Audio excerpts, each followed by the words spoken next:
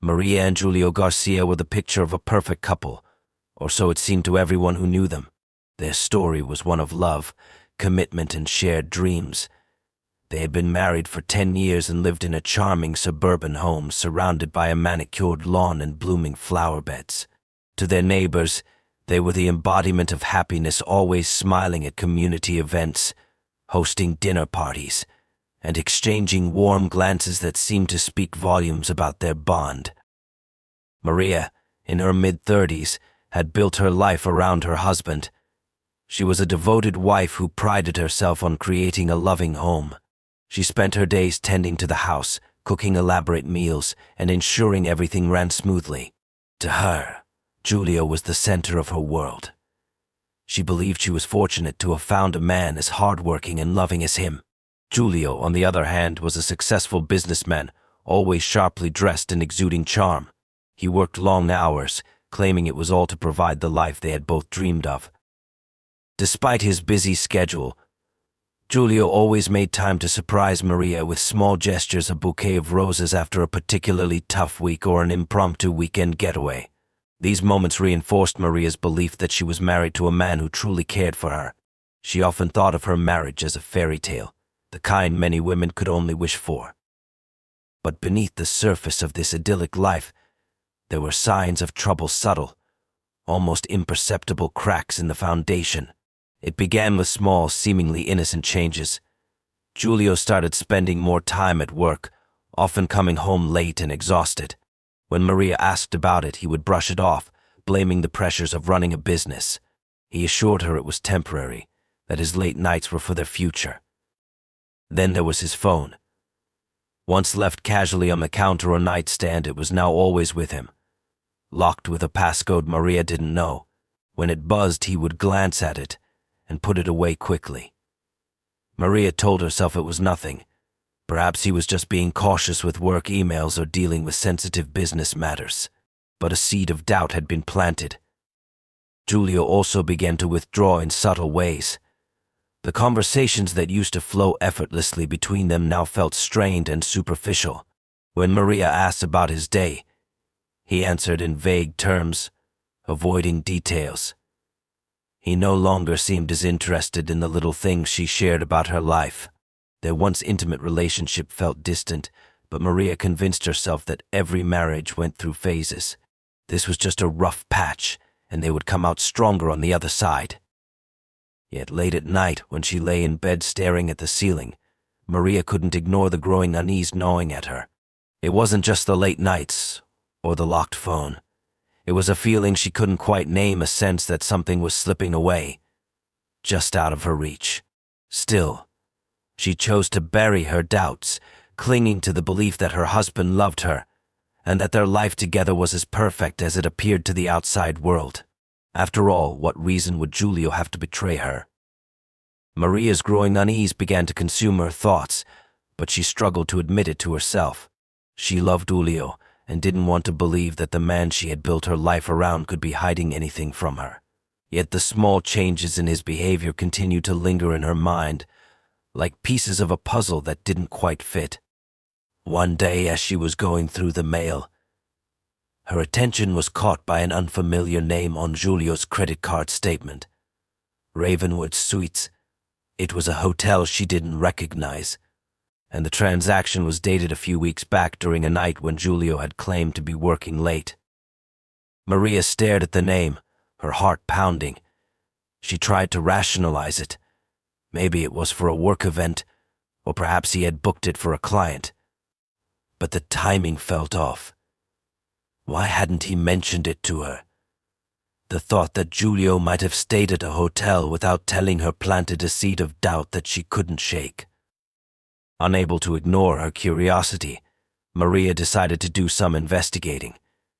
She started by searching for the hotel online. The images of the upscale suites and romantic ambience only deepened her suspicions. This didn't look like the kind of place Julio would book for a business meeting. She considered asking him directly but hesitated. If her fears were unfounded, confronting him might damage the trust between them. Instead, she began paying closer attention to Julio's habits. She noticed that his phone was always within arm's reach, even during dinner or when they watched TV together. He never left it unattended, and the screen was always locked. Maria hadn't given it much thought before, but now it felt like a glaring red flag. Days turned into weeks, and her suspicions continued to grow. Maria decided to take a bolder step. One afternoon, while Giulio was in the shower, she seized the opportunity to check his laptop. She knew his password. It was the same one he'd used for years, but to her surprise, most of his browsing history had been cleared. That in itself was unusual. Giulio had never been secretive about his online activity before. But as she navigated through his email, she found something that made her stomach drop. In his sent folder, there was a recently deleted message that hadn't been fully erased. It was addressed to someone named Vanessa, thanking her for a wonderful evening and promising to see her again soon. The message was brief but unmistakable in its tone. Maria felt as though the ground had shifted beneath her feet. The evidence, though minimal, was enough to confirm her worst fears. Giulio wasn't just working late or dealing with business stress, he was hiding something far more sinister. Her hands trembled as she closed the laptop, her mind racing with questions. Who was Vanessa? How long had this been going on? Unable to suppress her curiosity, Maria decided to take things further. She began tracking Giulio's movements, making mental notes of when he left the house and how long he was gone. The more she watched, the more inconsistency she noticed. His alibis often didn't match up, and there were stretches of time unaccounted for. Maria's heart ached with betrayal, but she wasn't ready to confront him just yet. Instead, she resolved to uncover the full truth, no matter how painful it might be. What had started as a nagging feeling of doubt had now grown into an all-consuming obsession. She needed answers, and she wouldn't stop until she had them. Maria's determination to uncover the truth led her to take a step she never thought she'd consider: hiring a private investigator. The lingering doubts in her mind were no longer enough. She needed solid answers to the questions that haunted her day and night. The investigator, a discreet and experienced professional, assured Maria that he would find the truth. Though the decision felt surreal, Maria knew she couldn't face this uncertainty alone. It didn't take long for the investigator to uncover details that confirmed Maria's worst fears. Giulio was leading a double life. Over the course of several weeks, the investigator followed Giulio and documented his activities. The reports were chilling. Giulio wasn't working late at all. Instead, he was meeting with a woman named Vanessa, a young artist who lived in a nearby city. The two were seen dining at upscale restaurants, strolling through parks, and even spending nights together at hotels. But that wasn't all. As the investigator dug deeper, he uncovered more names. Giulio wasn't just seeing Vanessa, there were others. Over the years, he had maintained relationships with multiple women, each unaware of the others. He had crafted an elaborate web of deception, juggling these affairs while presenting himself as a devoted husband at home. Maria felt a mix of emotions as she read the investigator's report. The betrayal cut deep, but there was also anger, a burning fury at the audacity of Giulio's lies. She learned that Giulio had been siphoning money from their joint savings to fund his secret life. Lavish gifts, weekend getaways, and even financial support for Vanessa's art studio had all come from the money they had saved together. The details made Maria sick. Every romantic dinner, every spontaneous trip Giulio had planned for someone else was a knife to her heart. She thought back to the times he had assured her that his long hours at work were for their future. Now she realized that while she had been building their life together, he had been tearing it apart behind her back. Determined to learn more about Vanessa, Maria did some investigating of her own. She found her social media profiles filled with photos of her art and snippets of her life. In some of the pictures, Maria noticed items that were painfully familiar. An expensive bracelet Giulio had once claimed was for a work raffle prize. A distinctive leather bag he had said was for his secretary. Every new detail was like reopening a wound. The pieces of Giulio's betrayal began to fall into place. His charm, his excuses, his sudden bursts of generosity, they all made sense now. He wasn't the loving husband she thought he was. He was a master manipulator who had used her trust against her. Maria's world was crumbling, but she knew she couldn't let herself fall apart. She had spent too many years living in the shadow of Giulio's lies, and now it was time to take control.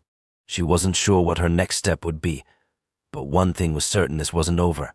She couldn't let Giulio get away with what he had done, not after everything he had taken from her. Maria sat on the cold tile floor, staring at Giulio's lifeless body.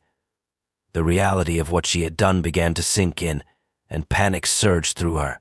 Her hands trembled, her breath came in short gasps, and her mind raced with questions.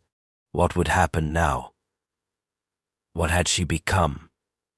She had been a loyal, devoted wife her entire life, but in a single, uncontrollable moment, everything had changed. For what felt like hours, Maria remained frozen in the same spot, paralyzed by fear and grief. She replayed the events in her mind, trying to make sense of how her life had spiraled into this nightmare. But no amount of reasoning could undo what had happened.